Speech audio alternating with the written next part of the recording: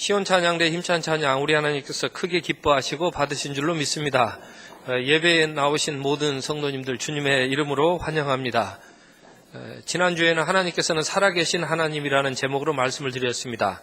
하나님께서 살아계셔서 역사하시는 증거는 세상이 이 도덕법에 따라 살도록 그렇게 제정하신 것이라고 했습니다.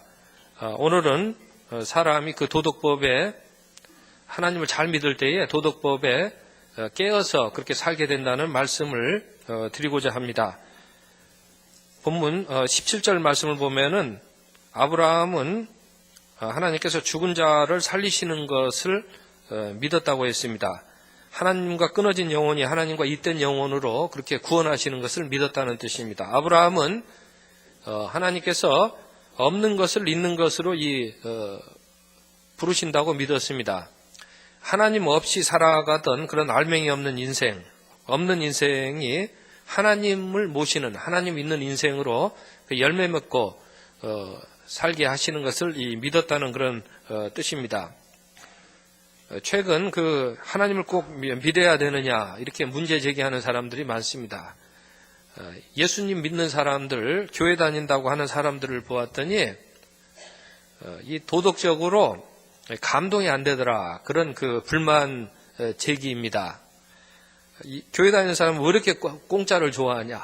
교회 다니는 사람들이 왜 이렇게 불로소득 얻기를 좋아하느냐? 또 교회 다니는 사람이 왜 이렇게 잘난 척하냐? 교회 다니는 사람은 뭐 일 하나 해놓고 왜 이렇게 큰일 한 것처럼 폼 잡느냐? 실제로 그렇지 않은데 이런 오해를 많이 받는 것 같습니다.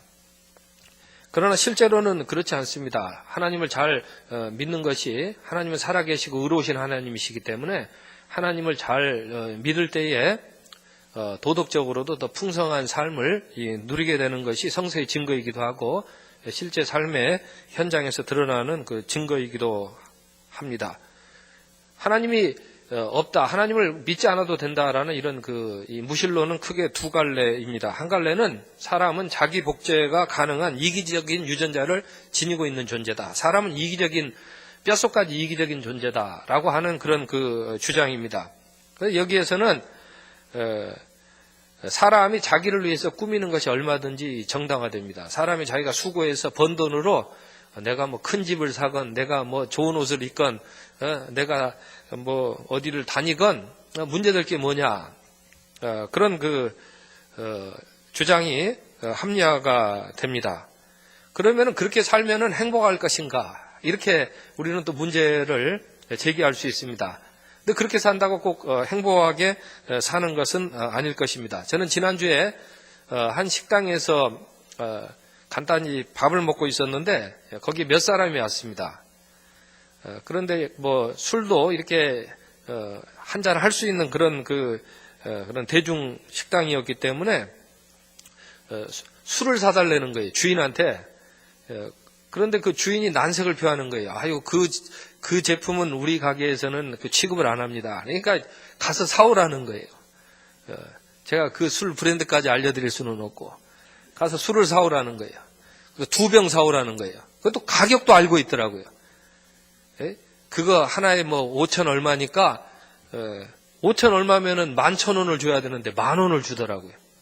10,000원을 주면서 2병을 사오라 그래요. 그러니까 주인이 어떻게 하겠어요? 그 요구를 안 들어주면 손님이 나갈 것 같으니까 이번 한 번만입니다. 그러고 갔다 오더라고요. 그런데 거기 있던 일행 중에 한 사람도 그러는 거예요. 아니, 저 5천 얼마면은 11,000원을 줘야지 왜 10,000원을 주냐고. 그러니까 자기도 불편한 거예요. 어떻게 생각하면은 내가 번 돈으로 내가 요구하고 누리는 것이니까 내 마음대로 해도 되겠다, 이렇게 생각할 수 있겠지만은 실제로 거기 있는 사람도 그걸 불편하게 여긴다는 것이죠. 또 다른 이제 이런 모습은 이제 갑 위주의 일방적인 계약서를 보는 것처럼 참 사람 불편하게 하죠. 또 하나의 무신론은 어떤 무신론이냐면은 왜 꼭 사람이 하나님 앞에 가서 이런 표현입니다. 구질구질하게 나 잘 살게 해달라고 외치느냐. 이거 나는 끝까지 그런 짓 안 하겠다, 이런 무신론이에요. 나는 내가 고통당하고 내가 죽음당하고 죽더라도 내 생각을 가지고 내가 끝까지 버티고 나는 하나님 앞에 나 잘되게 해달라는 기도 안 드리겠다. 그런 기도 드릴 필요 없다. 이렇게 생각하는 그런 무신론입니다. 근데 그 사람이 실제로 이제 몸이 아파가지고 목소리를 잃게 되니까 이제 하나님 없이 사는 거는 안 두려운데 목소리가 사라지니까 너무 두렵더라. 하여튼 그런 나름대로의 그런 주장을 했다고 합니다. 사람이요 언제든지 당당할 수 있는 이성적인 존재라고 할 때는 고난 속에서도 당당해야 하겠지만 실제로는 그렇지 않습니다. 성서에 보면 욥이라는 인물이 나오는데 욥이 몸에 종기가 났을 때에 재 가운데 앉아가지고 질그릇 조각을 가져다가 몸을 긁었습니다. 이게 사람이 말이에요. 그 재 가운데 앉아가지고 이거 질그릇으로 긁는다고 생각해 보십시오. 이게 제정신으로 할 짓은 아니죠. 근데 어떡하겠어요? 견딜 수 없는 고통이니까. 그때 욥은 자신의 그 삶이 너무나 비참했기 때문에 자신이 태어난 날을 저주했으면 합니다. 자기가 태어난 날을 저주하지만 그러나 하나님을 저주하지는 않았습니다. 욥은 하나님이 그때에도 필요했다라는 것을 직감적으로 알고 있었고 또 그 하나님을 믿었다는 그런 뜻이 되겠습니다. 제가 어떤 날은 막 몸이 많이 아파가지고 끙끙대면서 제가 참는 날이 있어요. 그날에는 제가 집사람한테 그럽니다. 내가 오늘 상고를 겪었어. 그럼 저는 우리 집사람이 인정해 줄 줄 알았더니 상고를 겪어봤냐 이거예요. 저보고. 이 산모가 상고를 겪을 때 보면은 어떻습니까? 때로는요 자기 남편도 저주합니다. 내가 저 남편 때문에 내가 이 고생을 한다 그러면서 아이를 낳지요. 여기는 다 착한 분들만 계시네. 그런데 그렇다고 하더라도 산모가 하나님을 저주하지는 않는 법입니다. 왜 그러냐면 그 아이를 결국 잘 낳게 하시는 분은 누구세요? 하나님이시니까. 남편은요 그 자리에 와 있지도 않는 남편들도 많아요. 남편한테 부르짖어봐야 변하는 것은 별로 없지만 하나님은 꼭 그 자리에 계셔서 도와주셔야 되는 하나님이시기 때문에 아무리 내가 힘들고 어려워도 사람이 하나님을 저주하지는 않는 법입니다.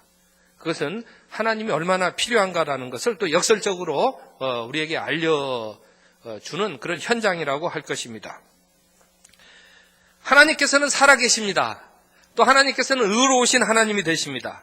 사람이 의롭고 살아계신 하나님의 말씀을 믿고 살 때에 의롭다 여기는 은총으로 살게 되는 것입니다. 자기 스스로 자기가 의롭다라고 주장하고 착각하며 이렇게 살아가는 것이 아니라 하나님이 의롭다라고 하시는 대로 그렇게 살게 된다는 것입니다. 사람이 하나님을 믿지 않을 때 더 도덕적으로 잘 살 수 있을 것 같지만 그러기가 힘들다. 그런 주장 자체가 오히려 더 힘들다라는 것을 저는 예로서 말씀드린 것입니다. 사람이 하나님을 믿고 살 때에 도덕법에 대하여서도 이 활기 넘치게 살게 되는 것입니다.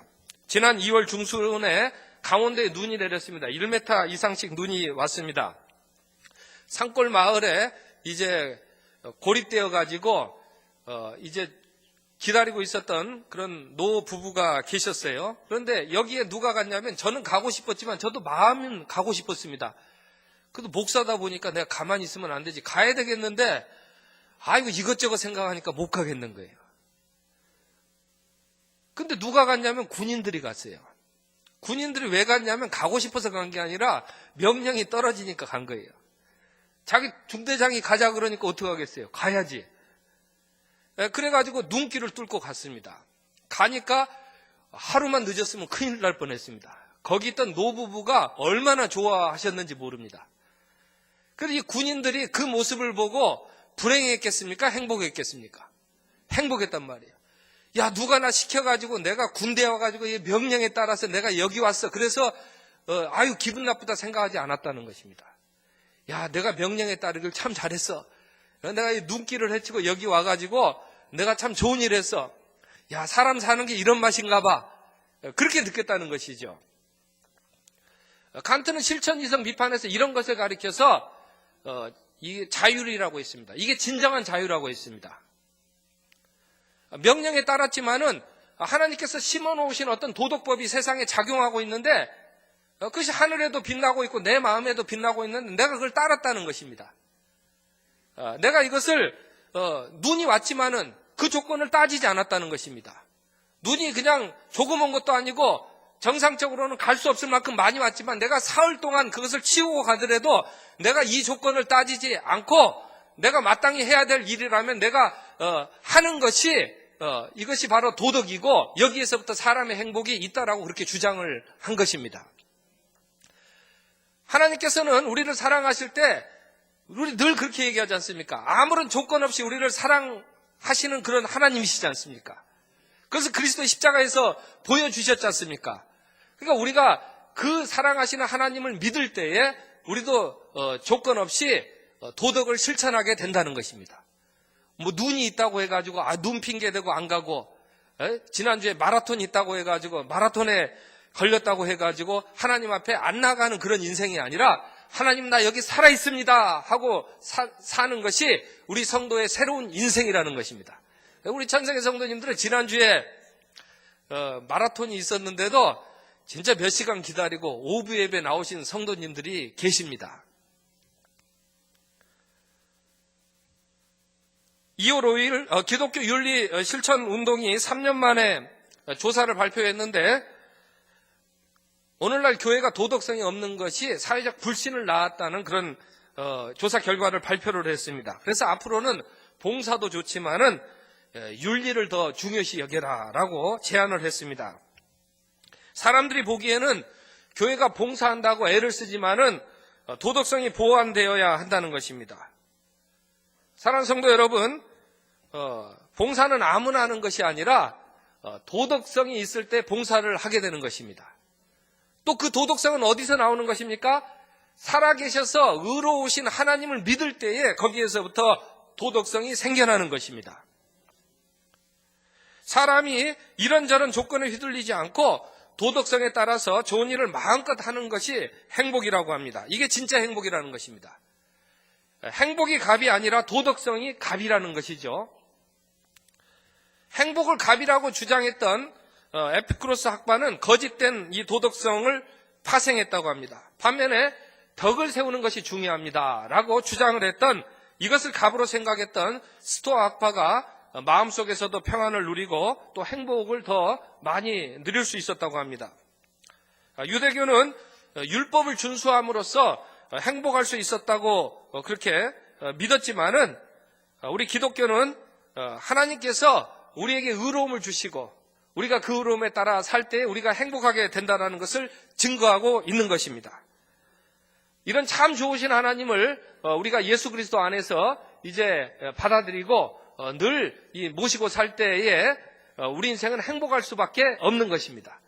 그리고 그 행복할 수 있는 조건들은 무엇입니까? 조건이라기보다는 그런 근거들은 무엇입니까? 그런 행복이 쌓여져가는 그런 입증 자료들은 무엇입니까? 그것은 우리가 조건 없이 이제는 무엇인가 사랑하는 것을 더할 수 있는 그런 일들이 되겠습니다.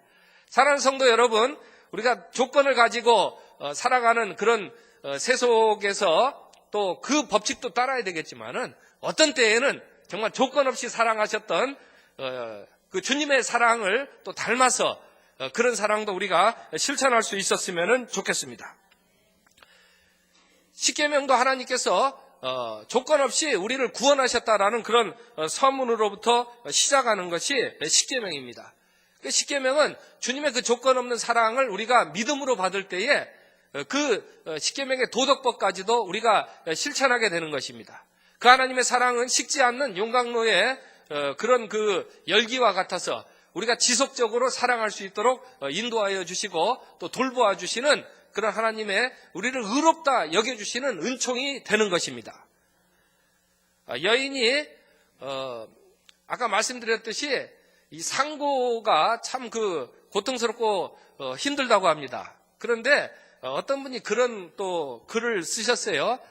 아이를 낳는 상고만 힘든 것이 아니라 아이를 키우는 게 훨씬 더 힘들다. 그렇게 이야기를 했습니다.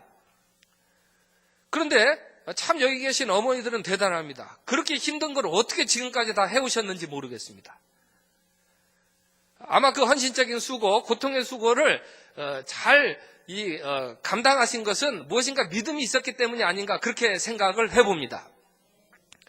의로우신 하나님을 믿고 하나님께서 정말 조건 없이 그렇게 사랑을 베푸신다는 것을 믿었던 덕분에 그런 사랑을 정말 중도의 여러 조건에 휘둘리지 아니하고 자기를 희생하고 고통을 당하는 사랑까지 감수하면서 아마 자녀들을 낳았을 뿐만 아니라 그렇게 잘 양육하게 하신 것이라고 생각을 해 보았습니다.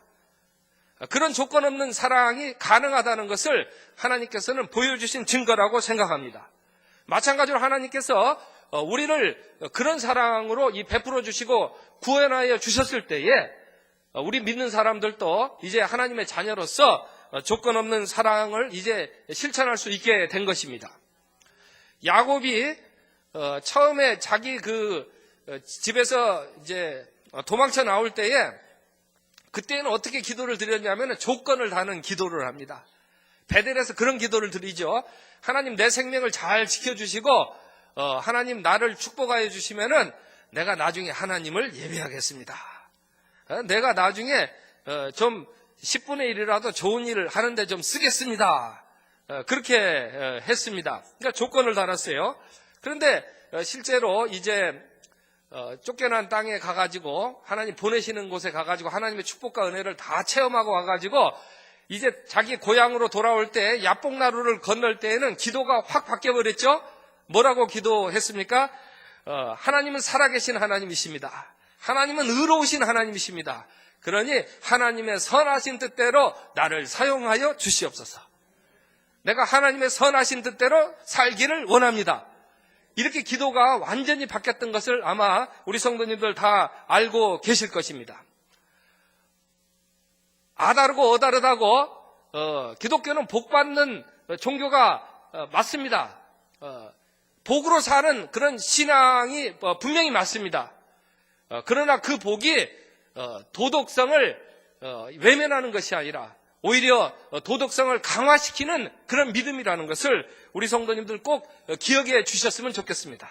오늘 나오신 성도님들 복 많이 받으십시오. 복도 많이 받으시고 주님의 뜻대로 좋은 일도 많이 하게 되시기 바랍니다. 그래서 그것이 진짜 복이 되는 축복 속에 살기를 바랍니다. 하나님께서 우리 인생에 죽음을 허락하신 그런 뜻이 있습니다.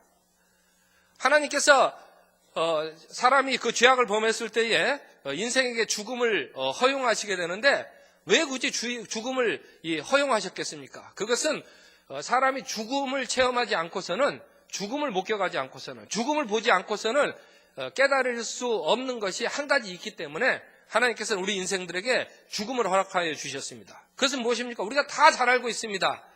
죽은 자는 이렇게 만지면은 반응을 합니까? 안 합니까? 죽은 자는 반응을 하지 않습니다.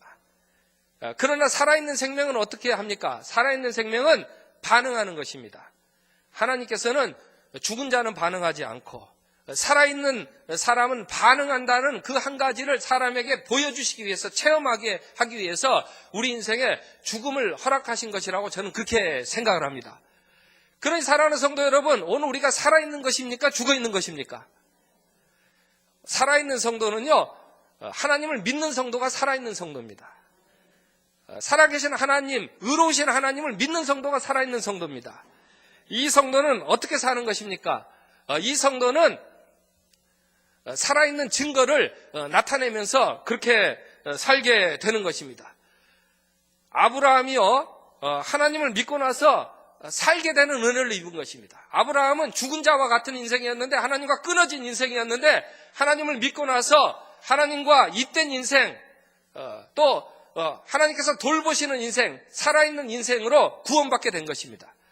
아브라함의 인생에는 하나님이 없는, 아무것도 없는 무의미한 인생이었는데 아브라함의 인생에 하나님, 살아계신 하나님이 함께해 주시는 그런 이 풍성한 인생으로 하나님께서는 구원하여 주셨다는 것입니다. 그래서 아브라함이 무엇을 했습니까? 아브라함은 살아있다는 것을 보여주었습니다. 아브라함은 살아있다는 것을 증거했습니다. 아브라함은 살아있다는 것을 입증하고 반응을 했다는 것입니다. 사랑하는 성도 여러분, 오늘 우리가 왜 예배를 드리는 것입니까? 우리가 죽어있다면 예배드리지 못하는 것입니다. 우리가 예배드리는 것은 살아있기 때문에 예배를 드리는 것입니다. 우리가 왜 거짓말을 안 하려고 애를 쓰는 것입니까? 죽어있다면 그렇게 하지 않습니다. 우리가 살아있기 때문에 거짓말을 하지 않으려고 십계명에 있는 그 법칙을 지키려고 애를 쓰고 있는 것입니다. 우리가 또 왜 아브라함처럼 굳이 안 가도 되는 전쟁을 자기 조카 롯이 끌려갔다고 자기 목숨을 감수하고 나아가서 그런 선한 일을 하는 것입니까? 조건 따지지 아니하고 자기 이해관계 따지지 아니하고 때로는 그런 일을 우리가 하는 것입니까?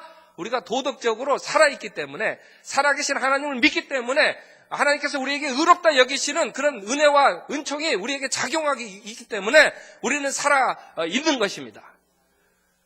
오늘 이러한 살아있는 신앙으로 우리가 주님을 기쁘시게 하고 그렇게 행복한 삶으로 살아나가는 것이 오늘 말씀을 주신 본뜻이 되겠습니다.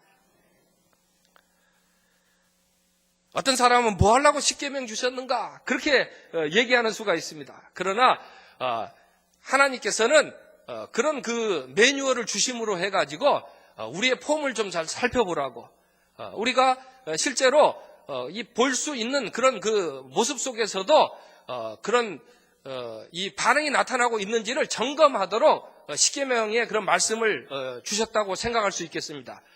지난번 그 올림픽, 소치 올림픽이 보게 되면은 이런 표현들을 많이 들으셨을 것입니다. 참 교과서적으로 잘합니다. 그런 표현도 듣고, 사람이 지쳐가지고 이제 뭐 스피드 스케이팅 할 때 보면은 저 팔을 더 올려서 쳐야 되는데요. 저렇게 하다가는 저 속도가 늦어지는데요. 그 아니나 다를까 이 팔이 충분히 안 올라가고 그러니까 기록이 점차 이렇게 떨어지는 것을 보았습니다. 사랑하는 성도 여러분, 아브라함이 괜히 그 예배를 드린 것이 아닙니다. 아브라함이 가는 곳마다 늘 그 귀한 시간을 쪼개서 예배를 드렸던 것, 하나님께서 이 제정하신 시간의 법칙 속에 있는 것입니다. 적어도 우리가 일주일에 하루 정도는, 일주일에 6일 정도는 우리가 돈 받고 일을 하고 이것저것 생각하면서 이해관계로 살지만은 그래도 하루 동안에는 좀 안식하고 말이에요. 그런 것을 자유하고 이해관계 떠나가지고 그 자원봉사할 수 있는 그런 그 일들로 살아가도록 하나님께서는 이 세상을 창조하셨고 그 안에서 사람이 안식을 누릴 수 있는 것인데, 아브라함은 그것에 대해서 믿음으로 잘 반응하고 살았다는 것이죠. 오늘 우리에게도 같은 반응이 좀 나타날 수 있었으면 좋겠습니다. 또 아브라함은, 우리도 그 일반 그 영역에서 십시일반이라는 말도 쓰지 않습니까?